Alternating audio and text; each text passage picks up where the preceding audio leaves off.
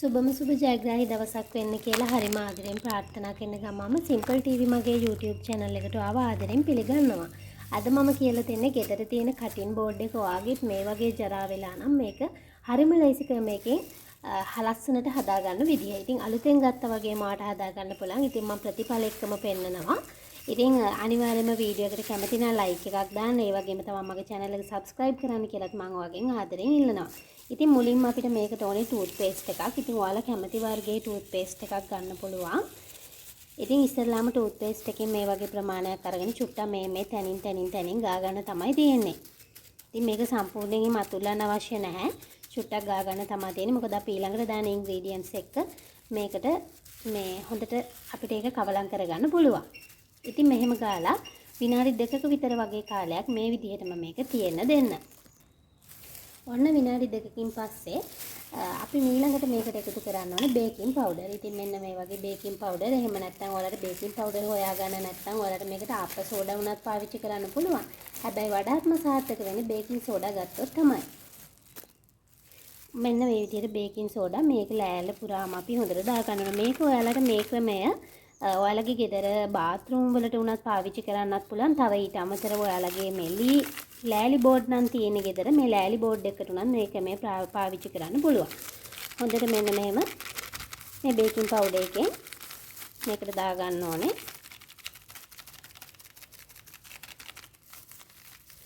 ඒක දාලි වරුණාට පස්සේ අපි මෙන්න මෙහෙම අර ටූත් පේස්ට් වලට මේක හොඳට අල්ලනවා. ඉතින් ඒක නිසා මෙන්න මේ විදිහට ඒ ප්‍රමාණයට ඔයාලට අවශ්‍ය ප්‍රමාණයට මුළු ලෑල්ලටම උනත් පාවිච්චි කරන්න පුළුවන්.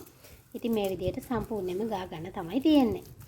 ඉතින් මදි පහඩුවට ඔයාලට තව සම්පූර්ණයෙන්ම දා ගන්න පුළුවන්. ඒක මට ප්‍රමාණයක් කියන්න බෑ. ඔයාලට ඒ අවශ්‍ය ප්‍රමාණය අනුව ඔයාලගේ අපිරිසුදු වෙලා තියෙන ප්‍රමාණයත් එක්ක ඔයාලා හොඳට මේක පවුඩර් දා ගන්න.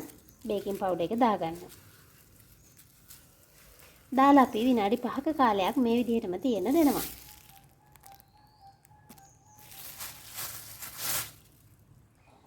ඔන්න විනාඩි 5කට පස්සේ දැන් ඊළඟට අපි එකතු කරන්න ඕන විනාකිරි. ඉතින් මේකට ස්වභාවික විනාකිරිත් තියෙනවා, කෘත්‍රිම විනාකිරිත් තියෙනවා. මල් ළඟ නම් මේ තියෙන කෘත්‍රිම විනාකිරි එක. මේක තමයි පාවිච්චි කරන්නේ. ඔයාලට ස්වභාවික විනාකිරිය අවශ්‍ය නම් ඒ විදිහට පාවිච්චි කරන්න පුළුවන්. ඉතින් මේකට සම්පූර්ණයෙන්ම දාන්න තියෙන්නේ මෙන්න මේ විදිහට.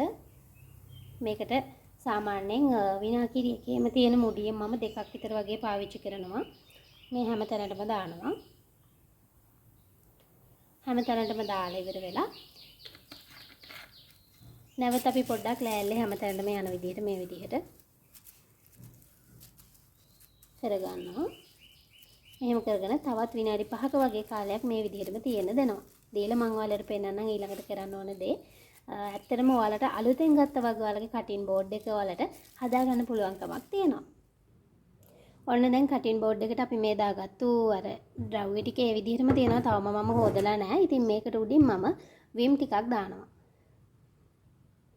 විම් ටිකක් දානවා මෙන්න මේ විදිහට. ඉතින් ඔයාලට විම් කුඩු, විම් කැට ඒවා වුණත් පාවිච්චි කරන්න පුළුවන්. ඊට පස්සේ මේ වගේ ඊයම් බ්‍රෂ් එකක් ආධාරයෙන් මම මේක හොඳින් අතුල්ලනවා.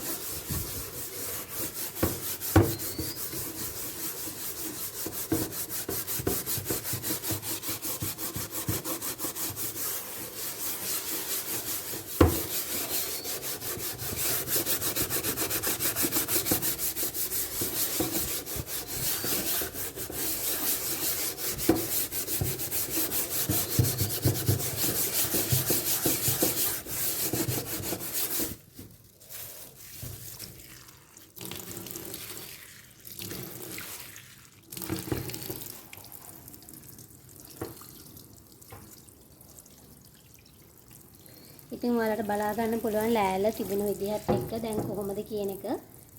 ඔන්න ප්‍රතිඵල එක්කම ඔයාලට බලා ගන්න පුළුවන්. ඉතින් මේකේ තව චුට්ටක් පොඩ්ඩක් තියෙනවා. තව ටිකක් අපි විම් ටිකක් දාලා ඉවර වෙලා අපි මේක අතුල්ලමු.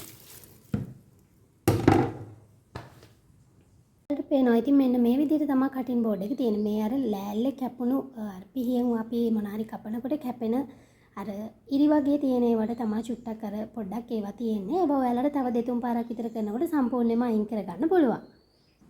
ඉතින් ඔයාලගේ කටින් බෝඩ් එකත් අලුතෙන් ගත්තා වගේම හදාගන්න. ඔයා අලුතෙන් නම් කටින් බෝඩ් අරගෙන පාවිච්චි කරන්න මේ ට්‍රීට්මන්ට් සතියකට දෙපාරක් විතර කරන්න. එතකොට ගොඩාක් හොඳ ප්‍රතිඵලයක් ගන්න පුළුවන් සහ ඔයාගේ මේ කටින් බෝඩ් එක පිරිසිදුව පිළිවෙලටම තියාගන්න පුළුවන්. එහෙනම් මං හිතනවාද වීඩියෝ එක වටිනවා කියලා. මං ගිහිල්ලා එන්නම් ඔයාලට සුබම සුබ ජයග්‍රාහී දවසක්.